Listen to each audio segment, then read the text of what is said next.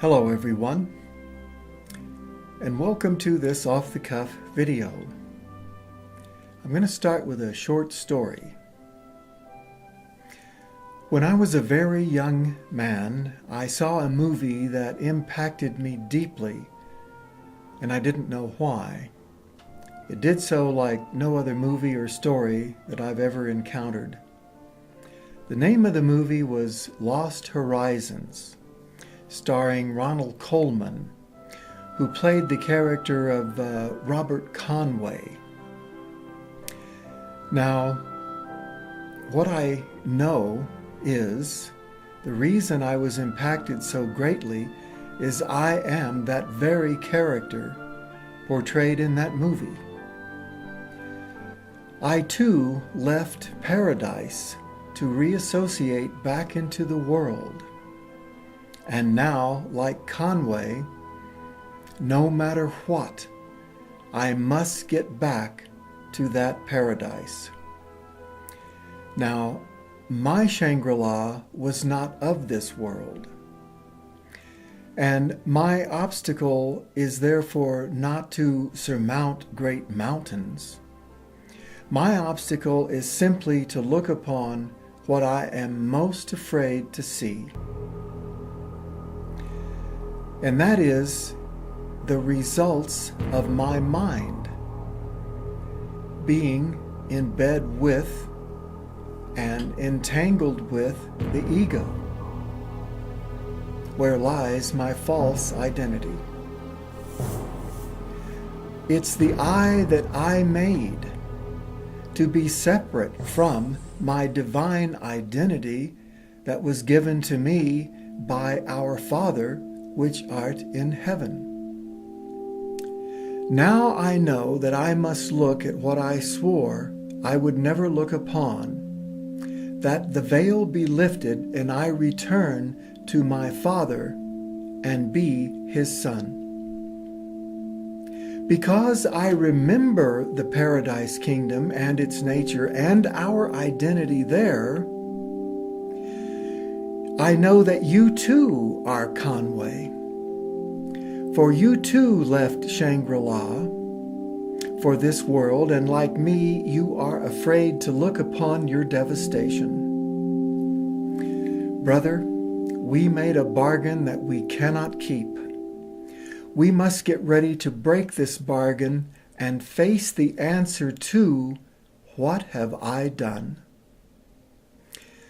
The answer is revealed in the deep part of our mind.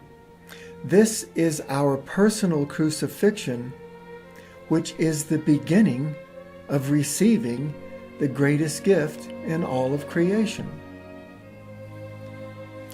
Now, I'm not addressing the graduating class. I am addressing those who didn't know there was such a class. And I get to help in two key ways. First, I get to help you to get over the very first hurdle in this graduating, and that is your guilt and unworthiness. And that occurs by your understanding and experiencing true forgiveness as opposed to false forgiveness, which is what the ego offers and what most religions offer. The truth that sets us free in terms of true forgiveness is very reasonable, and yet it must be experienced on an emotional level, which is not hard to do. This then gives you permission to go down this road less traveled. The other thing is, I get to increase your desire if you simply believe me when I am offering you all that has been revealed to me concerning your true identity in the paradise kingdom and what awaits you by way of your transformation,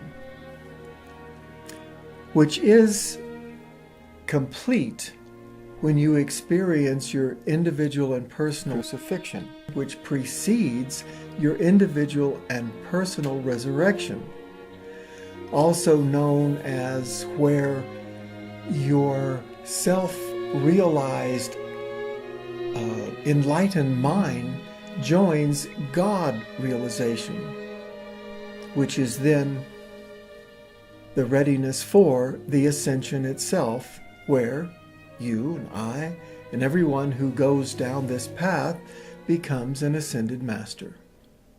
So what I've done is I've created a chart that I hope will simplify and clarify what I've been saying. Let's have a look.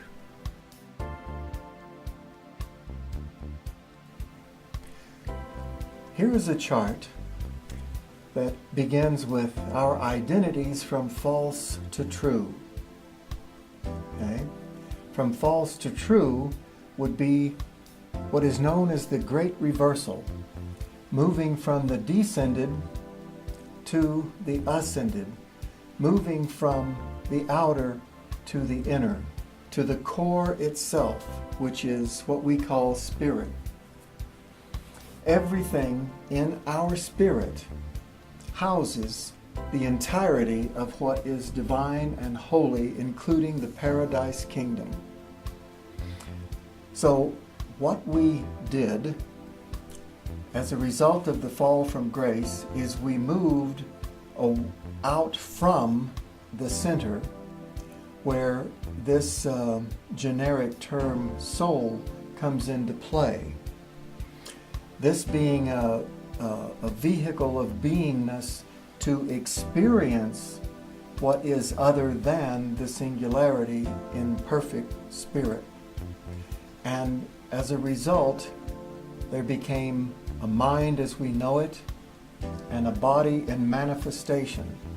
So the further we moving out away from perfect center, we have the manifest world, manifest universe, and a manifest body.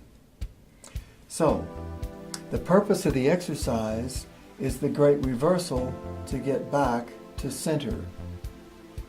Now, right here in the soul, we can imagine that this soul looking back to spirit, this soul joined with spirit, could be described as a fully enlightened state of being, such as the masters that we know of that have walked this planet. But there's something that runs down the middle of this that creates a separation between looking back and joining with the soul and looking the opposite direction, and that is the ego that creates that split. So what we have is, we have mind that is higher mind, lower mind, and then all the way down to body mind and body identification.